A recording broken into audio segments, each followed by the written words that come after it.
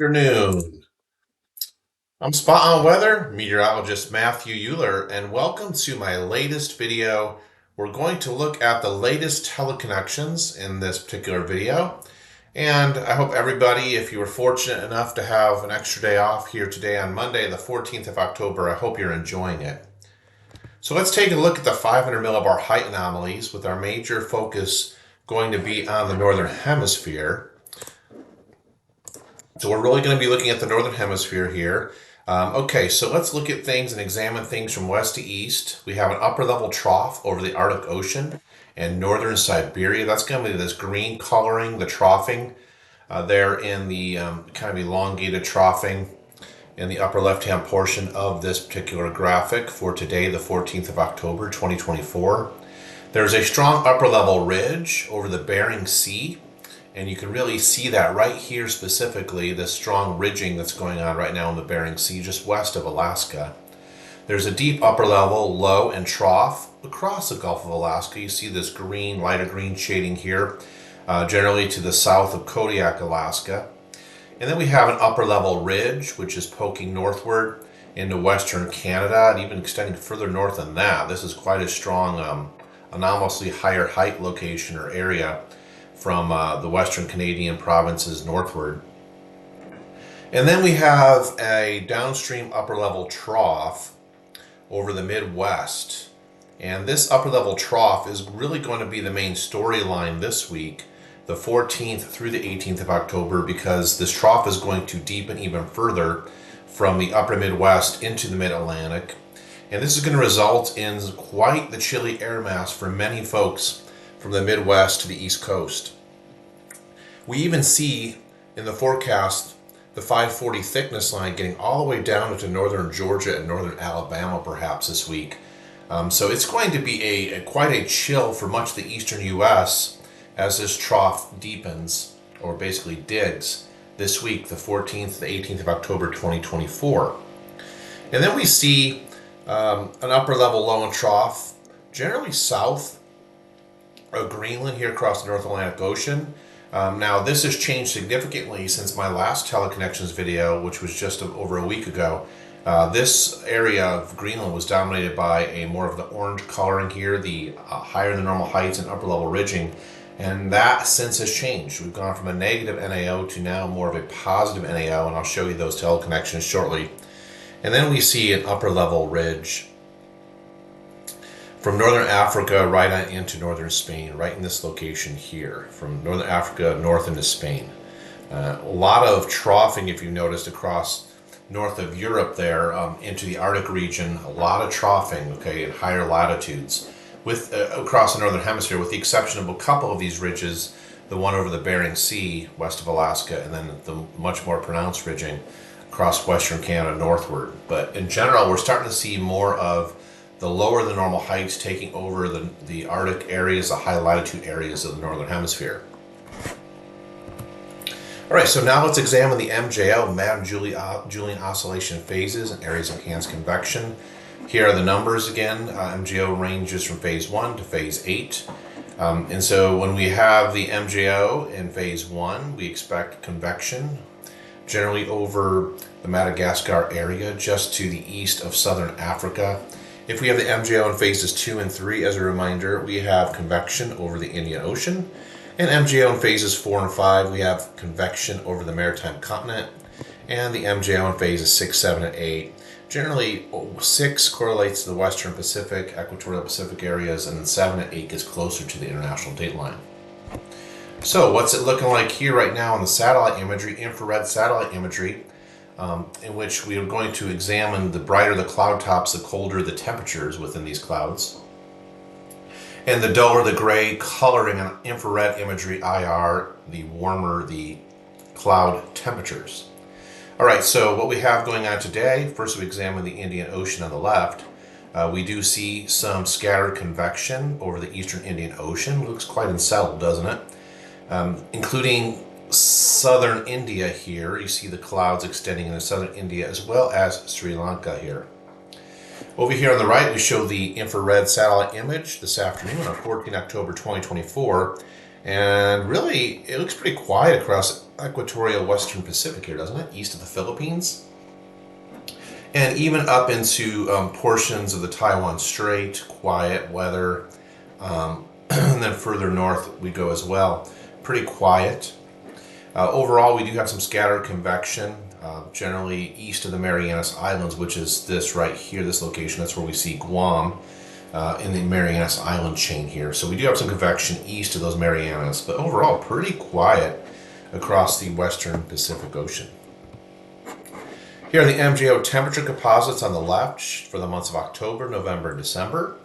Blue coloring indicates cooler than normal temperatures, yellow coloring, and oranges above normal temperatures. So let's examine the MJO forecast, the latest forecast models, starting with the GFS Ensemble forecasting system here on the right. This is the V12. This is also BC bias corrected. And the forecast period goes from today, 14 October, through the 28th of October. So we're examining the next 2 weeks. If you look at this red line right here, that basically shows us where we're at right now. See the red line and this 14? These numbers correlate to the day of the month. So right now, this is the 14th. We're coming out into phase 4, a weaker phase 4 between the 14th and the 16th of October.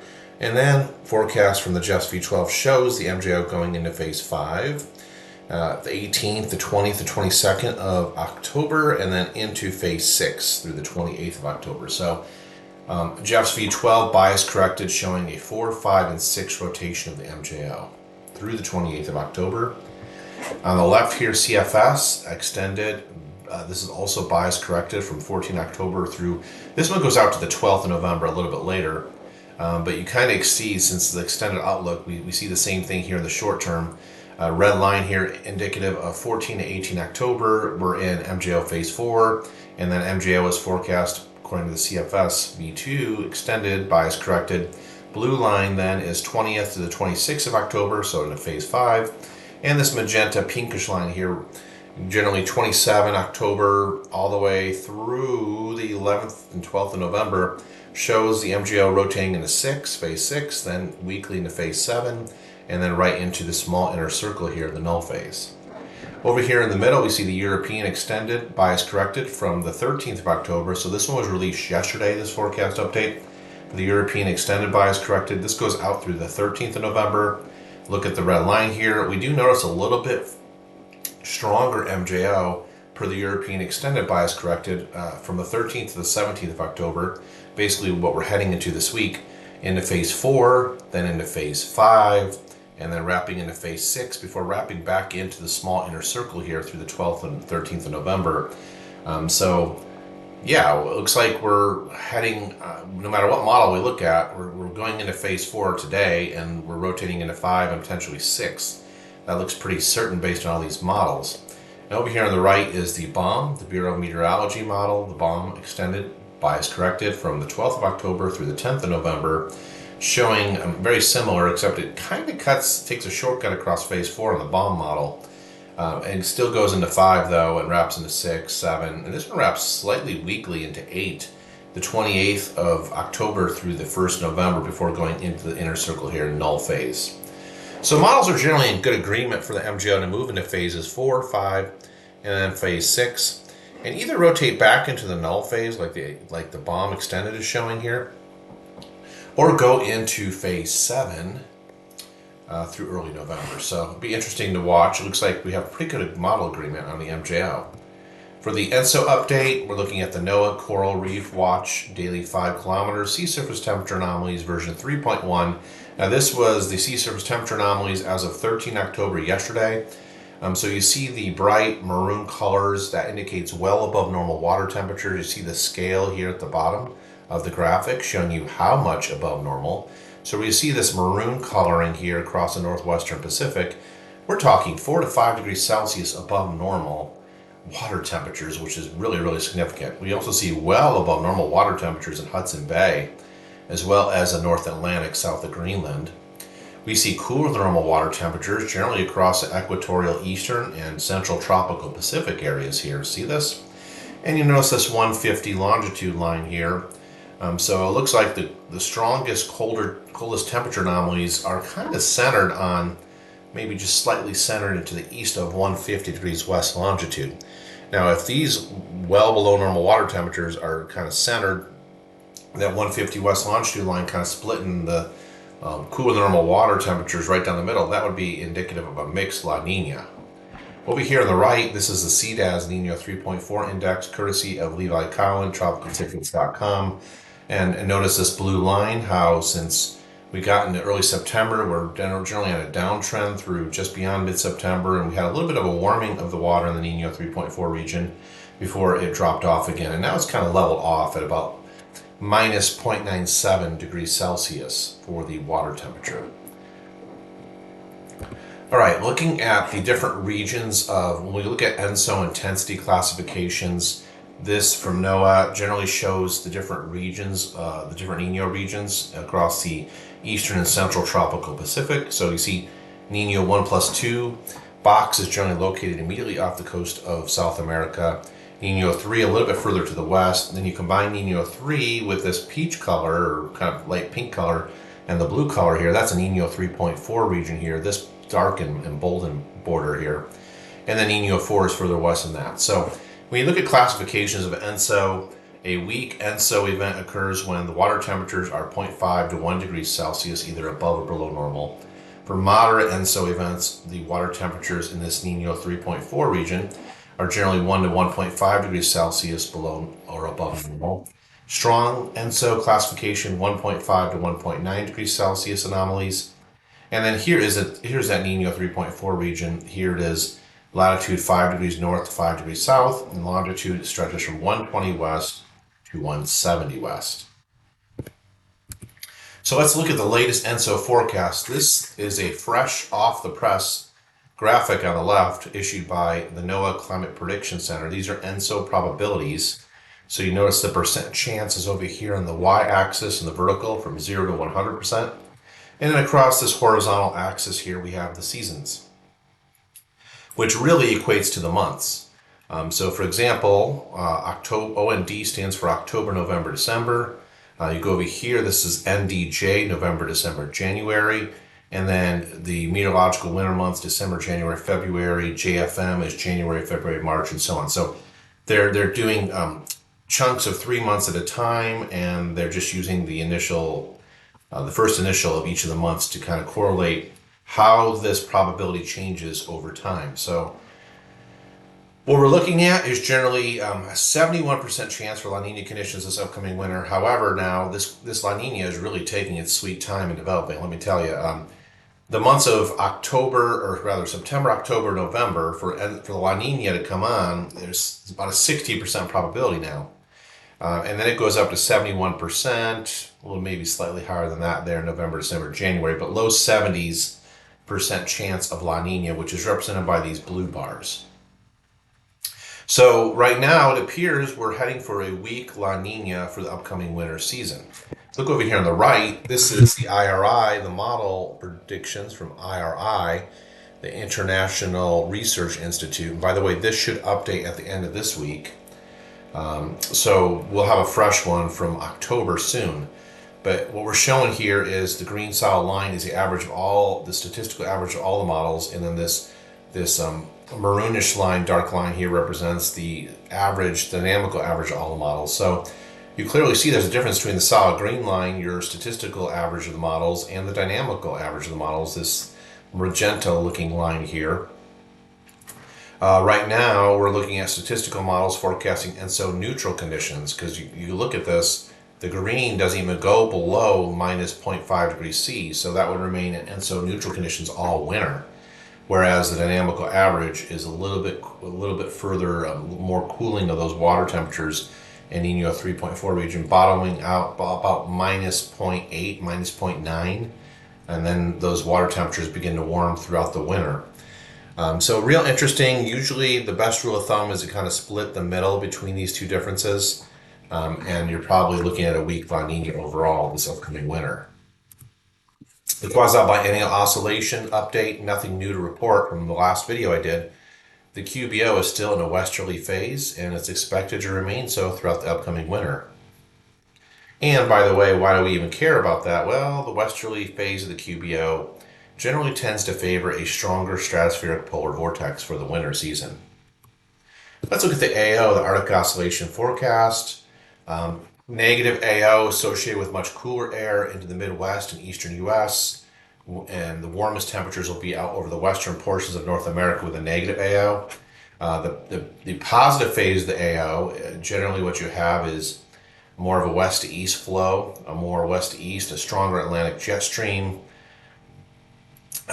So with positive AO, you generally keep the coldest, the coldest air to the north over the Arctic. You get a stronger polar vortex as well with a positive AO. Let's look at the forecast now.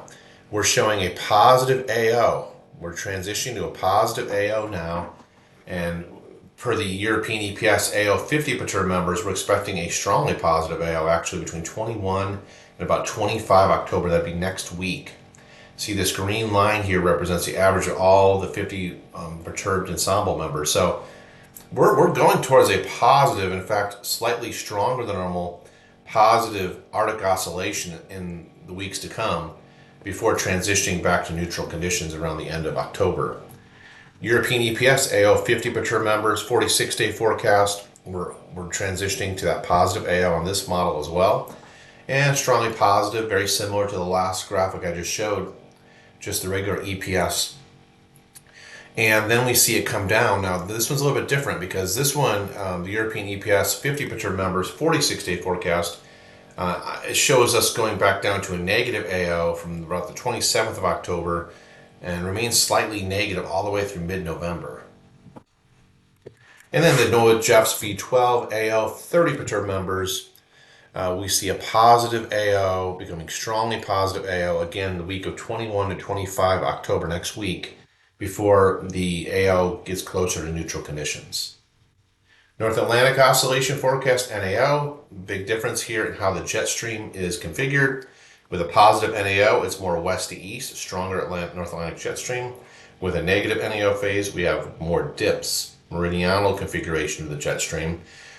Specifically across the eastern U.S., we have a big trough in place with a negative NAO phase. We've been seeing the negative NAO phase for quite some time with that bridging going up into Greenland, but now it's changed. Now we're going to more of a positive NAO phase here, and so that will change things a bit. Let's look at the forecast models. European EPS NAO 50 perturb member forecast showing a slightly positive phase, the NAO, then getting more strongly positive by the 18th of October. That'd be this upcoming Friday. Comes back down a little bit around the 20th of October before going back to a more strongly positive NAO around the 21st, 22nd of October, and then slowly works its way down towards neutral conditions around the end of October. European EPS NAO 50 perturb members 46-day forecast showing a strong positive phase, the NAO, 20th, right around that 19th, 20th of October period. And then it remains fairly strongly positive until about the 26th of October. And then this, very similar to the AO forecast, the European EPS NAO 50 perturb member, the 46-day forecast showing NAO going negative for a bit as we go the last few days of October in through about mid-November before becoming neutral. The NOAA Jeffs V12 NAO 30 perturb member, 16-day forecast showing again slightly positive NAO today, right on through about the 16th, but then it really jumps up. And 18th, I would say right on to the 21st is the strongest positive NAO point, and then it slowly comes down closer to neutral by the 28th and 29th of October. Let's look at the Pacific North American forecast, PNA. With a positive PNA, we get ridging in the western U.S., troughing in the eastern U.S.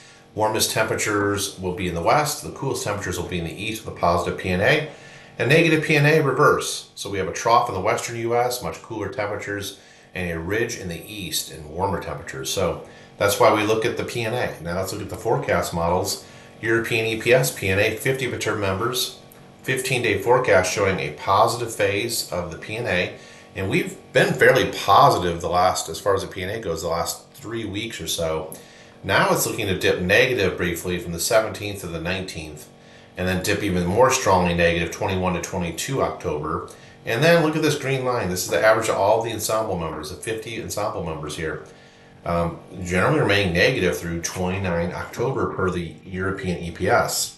European EPS, PNA, 50% member forecast, 46-day forecast, out all the way to just before Thanksgiving, around the 23rd of November.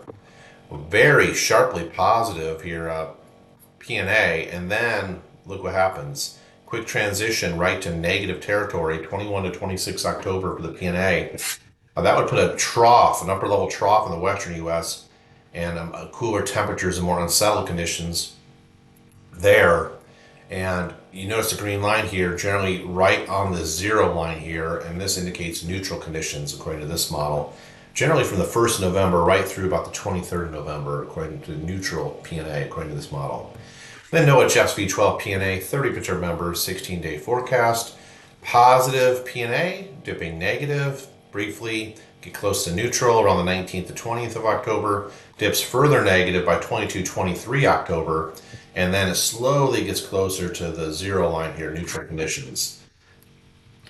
Eastern Pacific Oscillation, EPO forecast, differences here, negative EPO here on the left. With the negative EPO, you get this huge upper level ridge in the Gulf of Alaska. Not the case right now. And you get colder temperatures into the lower 48 with a negative EPO. But right now, we're in a positive EPO situation. We got that strong Aleutian low cranking right now. And so this would eventually, you would figure, favor more milder conditions, more west to east Pacific jet stream configuration here. Milder Pacific air. So here's the actual European EPO 50% member forecast, 15 days out into the future, right now through 29 October, shows a positive phase of the EPO going to negative. Positive phase of the EPO, that's what we have right now, going negative. So this strong Aleutian low perhaps is eventually replaced by a stronger upper level high pressure system. Let's see. It sure does go sharply negative there, 22 to 24, right up through 25 October, before slowly getting back closer to neutral conditions by the end of the month. European EPO 50% members, 46-day forecast. Look at this, strongly positive, right?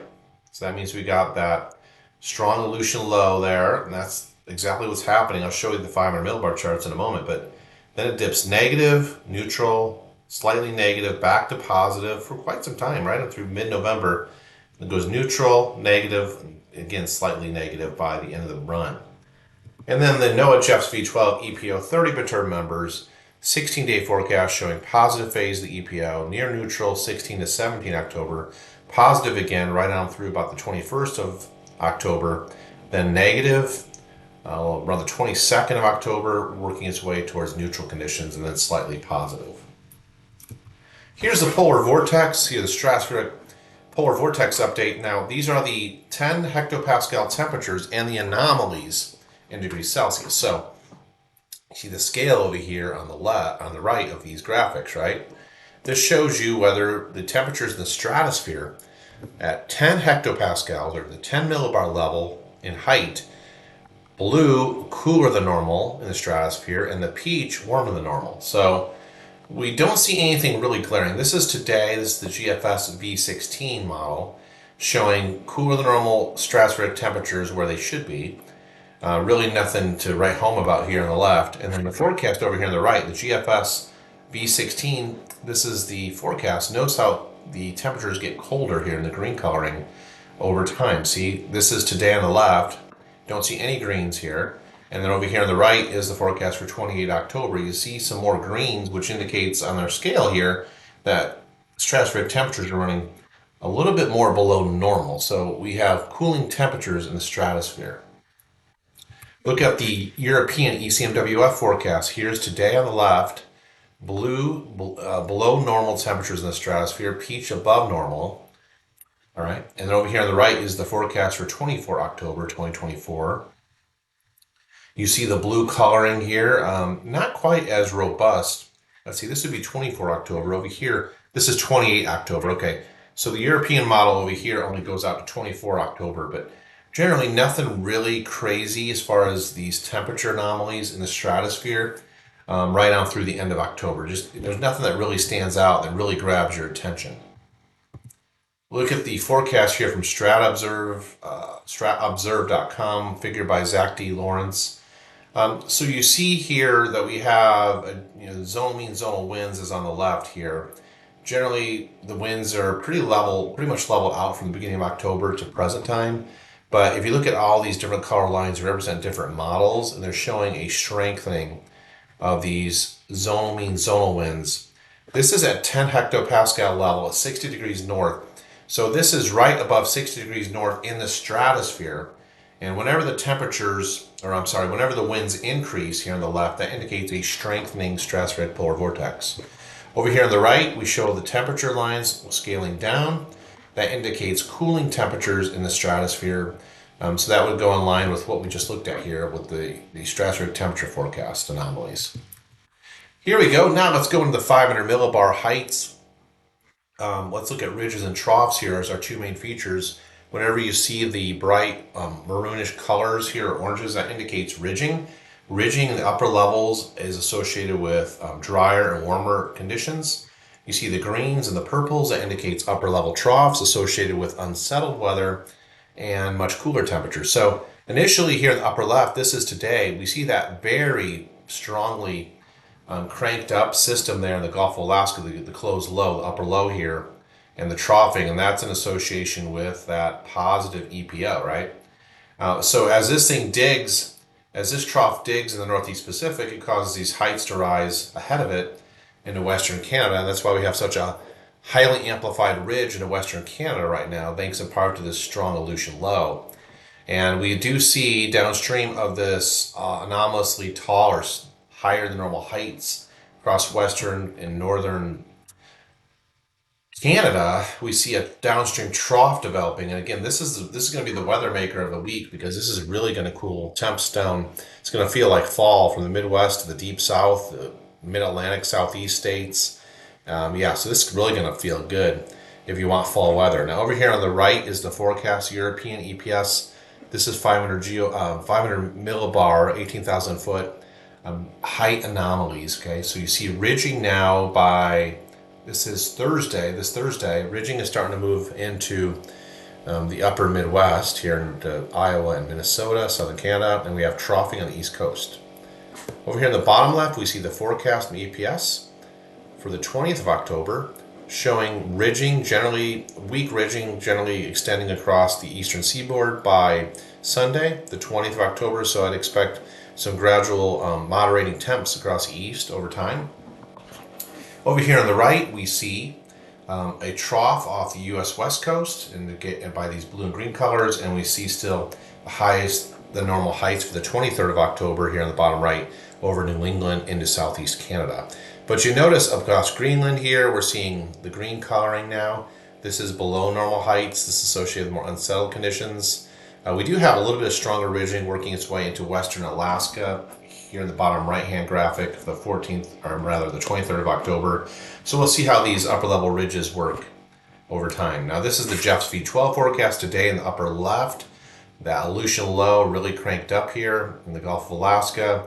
There's anomalously higher than normal heights across western Canada, and then the trough really starting to dig downstream of that across the Midwest to the eastern seaboard. Over here on the right is the forecast for 17 October. We have troughing generally extending into the Pacific Northwest.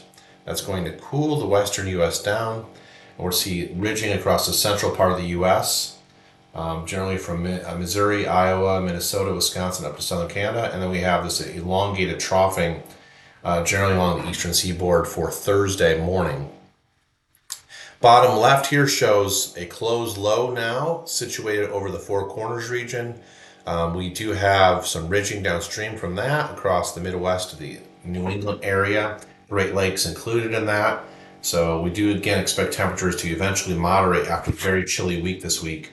And then over here in the bottom right, this is the forecast for 23 October showing troughing generally along the Pacific Northwest coast. And then we have ridging up into New England. So here are my final thoughts on today's video. Kind of taking into account everything we looked at. So the MJO is entering phase 4, and then it's forecast to rotate into phases 5 and 6. So what does that mean for us? Phases 4 and 5 favor slightly cooler than normal temps across the eastern U.S. And if it were to rotate into phase 6, that favors milder temps across the eastern U.S. ENSO neutral conditions are present across the equatorial eastern and central Pacific. Now, the CDAS water temps in Nino 3.4 region do meet La Nina criteria, but other parameters, the water temps say La Nina, but the ENSO index and the Southern Oscillation Index of SOI, I looked up the SOI, SOI, Southern Oscillation Index is at 1.79, so that's not quite to the La Nina levels yet. Sea surface temperature anomalies, we have warmer than normal water across the northwestern Pacific, and across the North Atlantic, we have cooler than normal waters located over the equatorial tropical Pacific and off the west coast of South America. Gulf of Alaska, we see cooler than normal water as well, and the Bering Sea. Now, models are indicating the positive AO, Arctic oscillation phase through 26 to 27 October, then slightly negative to neutral conditions for the AO. Positive phase of the AO, as a reminder, favors warmer temps across the eastern U.S. and mid-Atlantic. Neutral phase would favor near average temps and a more zonal west-east jet stream. And then negative phase, the AO, favors colder than normal temps across the eastern U.S. Models are indicating a positive NAO through 26 to 29 October, then near neutral to slightly negative conditions through 22 November.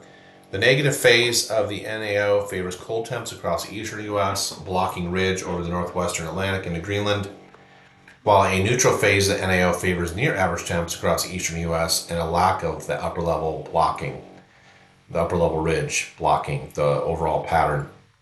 Positive phase of NAO favors warmer temps across the eastern U.S. Models are also indicating a positive Pacific North American PNA pattern through 17 October, but this is forecast to change, to turn negative through the 29th of October, 1 November time period. Positive PNA is favoring below normal heights and troughing and colder temps over the eastern U.S., with above normal heights and ridging and milder temps across the western U.S. Negative PNA is the opposite of the positive PNA. So if we go to a negative PNA, then we would expect the ridging to develop across the eastern U.S. and troughing into the western U.S. It'll flip. The pattern basically flip-flops between a positive phase of the PNA and a negative phase of the PNA. Models are also indicating a positive EPO through 21 October. It's clearly seen positive EPO here. Look at this trough and the Aleutian low, very strong there in the Gulf of Alaska. So no surprises there. That is definitely matching what we see on the 500 millibar height anomalies. Then we're expecting the EPO to go negative after that. There it is again, the summary of positive EPO, upper level trough, upper level low, Aleutian lows cranked up over the Gulf of Alaska, with the downstream ridge and warmer temps from the northern plains to the east coast with that positive EPO. Negative EPO favors upper level ridge over the Gulf of Alaska, northeast Pacific, and a downstream trough. Models are indicating a strengthening stratospheric polar vortex through the end of October with increasing zonal mean zonal winds and cooling stratospheric temperatures. Just as a reminder, a strengthening stratospheric polar vortex is common for this time of year. It's what we'd expect to see. And then overall assessment, teleconnections, here's a complete breakdown. So a positive AO, positive NAO, that's going to favor milder temps across the eastern U.S., with the coldest temps confined to the Arctic region. Positive AO also favors a stronger stratospheric polar vortex. The positive PNA and the MJO phase 4 in the short term are going to favor cooler than normal temps into the eastern U.S., and you're going to feel that this week, believe me. Well below normal temperature readings for many across the eastern U.S., right on through the end of this week, right around the 18th. Gradual transition, strong surface high pressure systems will be in place for quite some time. Unfortunately, if you're dry in the mid-Atlantic and eastern U.S., there's just not a lot of moisture to work with these strong highs in control, high pressure systems. But in general, we're expecting ENSO neutral conditions are in place right now, but we are expecting that weak La Nina to develop for the upcoming winter. An upper level trough across the eastern U.S., this is the key. This is going to produce well below normal temps this week. Tuesday, the 15th of October, tomorrow, right on through Friday, the 18th of October. Temps will be slow to moderate as the upper trough slides offshore by the end of the week. That eventually is going to give way to an upper level ridge and very strong surface high pressure systems. We're talking 1030 millibar plus at the surface, which is going to keep things in status quo mode for the mid-Atlantic. And a zonal west to east polar front jet stream looks probable from this weekend into the next week, 21 to 25 October. So we're going to get a little bit of that upper level ridging to come in as the trough pulls off or moves off the East Coast by the end of the week, by the 18th of October. And then that upper level ridge eventually will give way in the upper level heights kind of flatten out. So that's indicative of more of a west to east progressive long wave pattern. So overall, a more zonal west to east polar jet stream looks probable, and that's going to result in near average to maybe slightly above average, but not by much, of type of temperatures. That's all I got for now, everybody. I hope you enjoyed this presentation, the latest teleconnections discussion. Yeah, so we have some pattern. The overall teleconnections have changed pretty significantly since my last video. I was trying to get this cut this weekend, but again, life happens, right? So I'm happy to be able to put this out today. I mean, these updates take me quite some time. I have to analyze all this stuff, and I appreciate everybody subscribing to the Spot on Weather YouTube channel. My goal again is to cut these weekly, and that will remain my goal basically. So to kind of give you a look at what's going on as far as teleconnections and potential pattern changes. That's all I got for now, everybody. Until next time, take care and God bless everyone.